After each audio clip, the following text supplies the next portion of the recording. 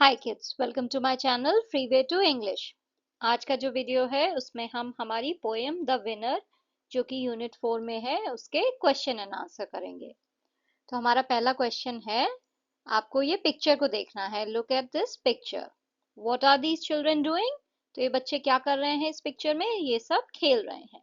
The children are playing outside. Where do you think they are?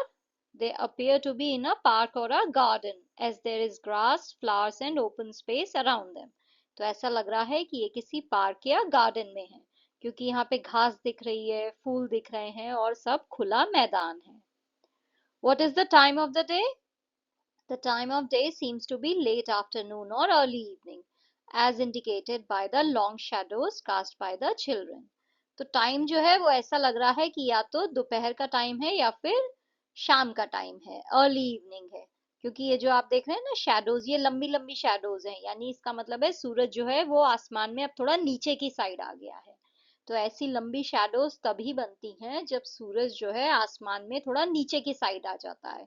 तो सूरज ढलने का time जो है वो अब करीब आ रहा है, इवनिंग होने वाली है, ऐसा हमें इन शैडोज को देख के लग रहा है। तो इसका मतलब जो टाइम ऑफ द डे है वो लेट आफ्टरनून या अर्ली इवनिंग है।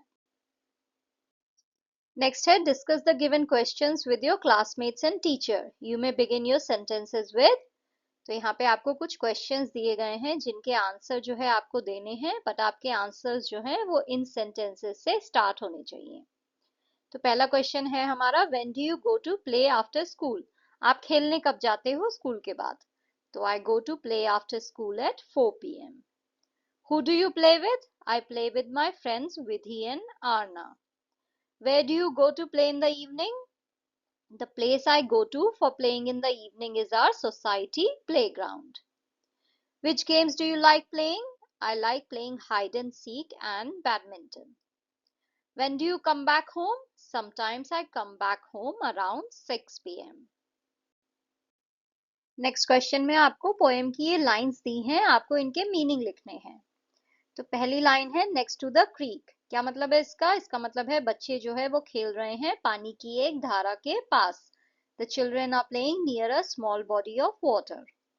I can't even catch my breath. इसका मतलब है the child is running quickly and playing hard, making him feel breathless from all the effort. वो बच्चा जो है इतनी तेजी तेजी दौड़ रहा है और खेल रहा है कि उसको जो है सांस भी नहीं आ रही है, वो हांफने लग गया है इतनी मेहनत करने के बाद।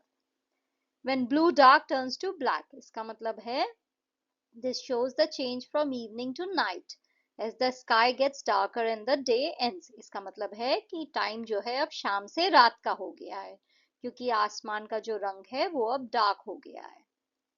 Trees creep close, इसका मतलब है as it gets darker the trees seem to come closer, making the atmosphere feel spooky. This might happen because of the low light and shadows in the evening. तो इसका मतलब है कि जैसे जैसे अंधेरा हो रहा है, जो पेड़ पौधे हैं वो ऐसा लग रहा है कि और पास आके खड़े हो गए हैं और सब कुछ जो है बहुत ही डरावना सा, स्पूकी सा लग रहा है। नेक्स्ट आपको जो है यहाँ पे ये सेंटेंसेस कंप्लीट करने हैं। The children play ball in the field in the neighbours land.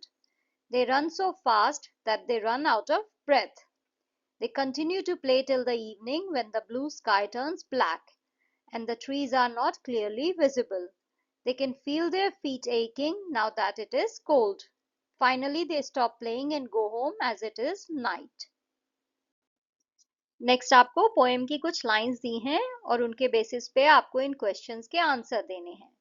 तो पहला जो है वो है, the speaker needs to catch her breath because running fast results in being breathless. उसे सांस लेने के लिए टाइम चाहिए क्योंकि इतनी तेजी तेजी दौड़ने की वजह से उसने हाफना स्टार्ट कर दिया है। Is the speaker alone? Why do you say so? No, the speaker is not alone. The use of we in the poem indicates that the speaker is playing with other children. तो जो भी ये poem कह रहा है, जो भी speaker है वो अकेला नहीं है। क्यों? क्योंकि यहाँ पे वी का यूज हुआ है, उससे हमें पता चलता है कि स्पीकर जो है और बच्चों के साथ खेल रहा है। What does the pattern in the lines tell us? ये जो पैटर्न है लाइन का, ये हमें क्या बता रहा है? ये हमें बता रहा है कि स्पीकर जो है वो ब्रेथलेस है और इतनी तेजी तेजी दौड़ रहा है। तो उस वजह से जो है शब्द भी जो है वो धीरे धीरे निकल रहे हैं क्योंकि उसे सांस भी नहीं लेने का टाइम मिल रहा है तो वो सांस लेते लेते हांफते हुए जो है ये वर्ड्स बोल रहा है। इसलिए आप देखिए हर वर्ड जो है एक एक लाइन में आया है क्योंकि वो जो है धीरे धीरे बोल रहा है। When we run so fast, I can't even catch my breath. क्योंकि मैं सांस जो है तेजी तेजी ले रही हूँ तो मुझसे जो है बोला भी नहीं जा रहा है, इसलिए ऐसा पैटर्न जो है पोएट ने यूज किया है। Give one reason why the grass is cold. Grass जो है, जो घास है वो ठंडी क्यों है? क्योंकि शाम हो गई है, राइट, धूप चली गई है तो अब घास जो है वो ठंडी हो गई है। Complete the sentence suitably. The children's feet are aching because they are running barefoot on the cold, hard ground. Why does night win? Night wins because the time for play has ended. Night क्यों जीत गई? क्योंकि जो खेलने का time है वो खत्म हो गया। तो इसका मतलब नाइट की जीत हो गई है, राइट, क्योंकि अब हम सब लोग अपने घर जो है जा रहे हैं। नेक्स्ट जो है आपको यहाँ पे बताया गया है कि पोएट ने इन लाइंस में क्या किया है। तो पहली जो लाइन है, I can't even catch my breath, यहाँ पे जो है हमें ये बताया जा रहा है कि बच्चे सच में जो है सांस नहीं ले पा रहे हैं, इतनी तेजी तेजी वो दौड़ रहे हैं कि सांस भी जो है धीरे धीरे आ रही है, तो वो एकदम से ट्राई कर रहे हैं तेजी से सांस लेने का हांफते हुए। कभी आपने दौड़ते हुए देखा है आप कैसे सांस लेते हैं एकदम से ऐसे आप हांफने लग जाते हो क्योंकि सांस भी नहीं आ पा रही है, आपके लंग्स जो है वो इतनी तेजी से काम कर रहे हैं। तो यहाँ पे वही चीज दिखाने के लिए पोएट ने ये पैटर्न यूज किया है। उसने जो है हर वर्ड को एक एक लाइन में ब्रेक कर दिया है। इसका एक और एग्जाम्पल है, the leaves are falling falling falling. तो यहाँ पे पत्तियों के गिरने को कैसे दिखाया है? ऐसे दिखाया है, राइट। आपने देखा है आसमान से जब पत्तियां गिरती हैं, तो जब ये आप लाइन को पढ़ रहे हो, the leaves are falling falling falling, तो आपके सामने वो इमेज आ जा रही है, राइट, कि पत्तियां जो है वो ऐसे गिर रही हैं। तो यहाँ पे कवि जो है आपको वो चीज हाईलाइट करने के लिए इस पैटर्न का यूज कर रहा है। नेक्स्ट है नाइट विंस। नाउ यहाँ पे जो है इस लाइन में पोएट ने क्या किया है, उसने जो है नाइट को जो है एक ह्यूमन क्वालिटी दे दी है, right.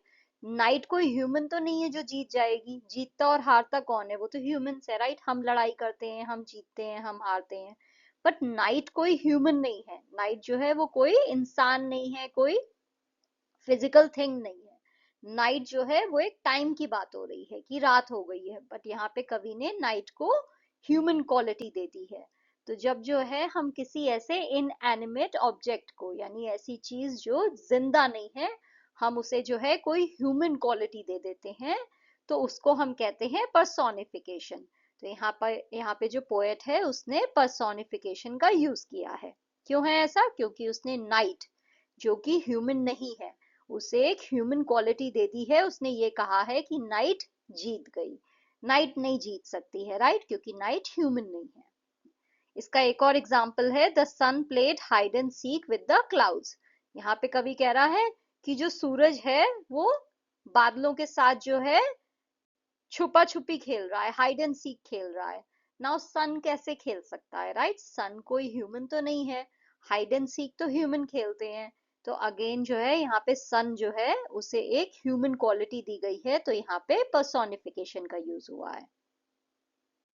Now try to write some examples of your own for both. Use your imagination when creating these examples. तो यहाँ पे जो है आपको दोनों जो पोएट ने यूज की हैं चीजें, उसके एग्जाम्पल्स देने हैं। तो पहला जो है वो है उसके पैटर्न का, जैसे उसने अपना पैटर्न यूज किया था, हर वर्ड में, हर लाइन में एक वर्ड लिखा था। तो उसके लिए मैंने यहाँ पे एग्जाम्पल लिया है, I ran so fast my legs could barely move. The rain kept falling, falling, drenching everything in sight. Personification के लिए मैंने एग्जाम्पल लिया है, The wind whispered secrets to the trees. तो ऐसा लग रहा था कि हवा जो है वो जो पेड़ पौधे हैं उन्हें जो है कोई सीक्रेट बता रही है। तो यहाँ पे हवा तो कुछ नहीं बता सकती है ना, हवा कोई ह्यूमन नहीं है, तो वो कैसे बात करके कोई सीक्रेट बता पाएगी। तो यहाँ पे मैंने विंड को जो है पर्सोनिफाई किया है, उसके जो है मैंने पर्सोनिफिकेशन का यूज किया है इस लाइन में। The stars ब्लिंक्ड playfully at the moon. यहाँ पे कहा जा रहा है कि तारों ने जो है चांद को देख के आंख मारी। ये तो नहीं हो सकता है ना, कोई तारे जो है उनकी आंखें तो होती नहीं है। तो अगेन यहाँ पे इस लाइन में पर्सोनिफिकेशन यूज हुआ है। The waves danced joyfully under the sun. तो जो पानी की लहरें थी वो नाच रही थी. तो अगेन इस लाइन में जो है पर्सोनिफिकेशन है. और यहाँ पे जो है आपको डिफरेंट वाटर बॉडीज के नाम लिखने हैं. जैसे कि इस पोएम में क्रीक यूज हुआ है, राइट, पानी की एक धारा. तो ऐसे और कौन कौन सी वाटर बॉडीज हैं? रिवर है, लेक है, सी है, ओशियन है, पॉन्ड है एंड वाटरफॉल है.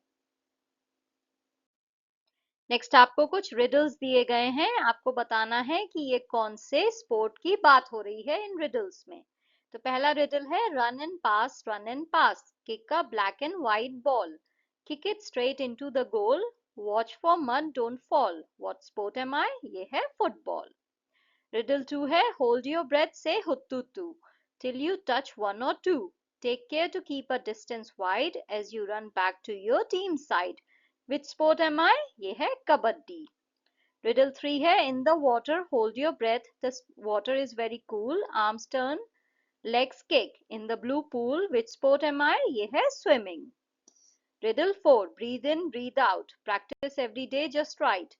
You will be healthy and fit, get energy and grow in might. What am I? This is yoga. Next आपको बोला गया है कि आपको एक रिडल क्रिएट करना है. तो यहाँ पे मैंने बास्केटबॉल के लिए एक रिडल लिखा है. Bounce the ball, dribble fast, take a shot and hope it last, aim the hoop, jump so high, shoot the ball into the sky. What sport am I? Basketball.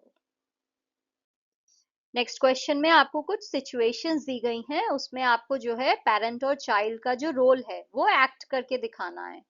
तो जो पहली situation है उसमें आप देर से आए हो खेलने के बाद. तो आपके जो पेरेंट हैं, मम्मी पापा हैं, वो आपसे नाराज हैं और आप एक्सप्लेन कर रहे हो. तो कैसे होगा ये सीन? पेरेंट जो है गुस्से में कहेंगे, where have you been, do you realise how late it is, I was so worried. तो चाइल्ड कैसे एक्सप्लेन करेगा? आई एम सॉरी मम और डैड, जिससे भी आप बात कर रहे हो. We lost track of time while playing football. The game was so intense and I didn't notice it getting dark. I'll make sure it doesn't happen again. Situation 2 है sharing details of the games you played. आप जो है अपने mummy papa को बता रहे हो आपने क्या गेम खेला. तो पेरेंट जो है वो पूछेंगे, You seem so happy. What games did you play today? तो बच्चा बताएगा, We played cricket. I got to bat first and guess what? I hit a six. It was such a great feeling. Later we played hide and seek and I found the perfect hiding spot under a big tree. Third situation है आप एक नए friend को जो है घर लाए हो खेलने के बाद. तो यहाँ पे बच्चा जो है इंट्रोड्यूस करेगा अपने फ्रेंड को. मॉम और dad, this is my friend Arjun और Sana. We met at the playground. He she is really good at basketball. Parent जो है बच्चे को वेलकम करते हुए कहेंगे, hello, nice to meet you, welcome to our home, would you like some snacks और a drink after your game. Next आपको एक पैराग्राफ लिखना है आपके प्ले टाइम के बारे में. और उसमें जो है आप ये सारे थॉट्स जो है वो यूज कर सकते हो कि किस टाइम आप खेलने जाते हो, कहाँ पे खेलते हो, किसके साथ खेलते हो, कौन से गेम्स खेलते हो, कौन से आपके फेवरेट गेम्स हैं. और फिर आपको आपके पैराग्राफ को एक टाइटल भी देना है. तो यहाँ पे मैंने पैराग्राफ लिखा है, my joyful play time. Every evening at 5 o'clock I go out to play with my friends from the neighborhood. We gather at the nearby park, excited to spend time together. We play a variety of games including football, cricket and hide and seek. But my absolute favorite is football. It's thrilling to run across the field, score goals and celebrate with my teammates. Playing together teaches us teamwork, builds friendship and keeps us active and healthy. As the sky turns dark and the stars begin to appear, we realize it's time to wrap up. By 7 o'clock, we all head home, tired but happy, eagerly looking forward to the next day's playtime. Next question है, there are many indigenous games in India. Indigenous games का मतलब होता है जो local games हैं, जो India के specific local games हैं उनकी बात हो रही है. जैसे कि खो खो है. तो यहाँ पे जो है आपको आपकी जो भी स्टेट में आप रहते हो वहां के कौन से नेटिव गेम्स हैं उनके नाम लिखने हैं. तो यहाँ पे मैंने महाराष्ट्र के लिखे हैं. महाराष्ट्र के नेटिव गेम्स हैं गिल्ली डंडा, लगोरी, खो खो एंड कुश्ती. नेक्स्ट, इंडिया के जो अलग अलग पार्ट्स हैं वहाँ के नेटिव गेम्स कौन कौन से हैं? एक तो कबड्डी है जो सब जगह खेला जाता है। मलखम मध्य प्रदेश और महाराष्ट्र से है। पचीसी नॉर्थ इंडिया से है। अत्यापत्या साउथ इंडिया से है और चौपर राजस्थान से है। नाउ आपको जो है किसी एक गेम्स के जो है रूल्स लिखने हैं, तो यहाँ पे मैंने गिल्ली डंडा के लिखे हैं। क्या इक्विपमेंट चाहिए? स्मॉल स्टिक गिल्ली एंड अ लॉन्ग स्टिक डंडा। Set up, draw a circle on the ground and place the गिल्ली इन द सेंटर। कैसे खेलना है? द प्लेयर यूजेस द डंडा टू फ्लिक द गिल्ली into the air. While it's in the air, the player hits it again to send it farther away. Other players attempt to catch or stop the gilly. Scoring कैसे होती है? Points are based on the distance the gilly travels. End of game. The game ends after a set time or number of turns and the player with the highest score wins. Thank you for watching. If you liked the video, please like, share and subscribe the channel. Thank you.